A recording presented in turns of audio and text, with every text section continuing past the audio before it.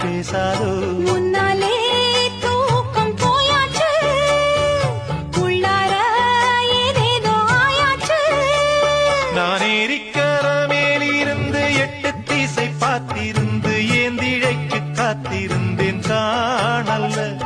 மணி 7 8 ஆன பின்னும் ஊரடங்கி போன பின்னும் சோறு தண்ணி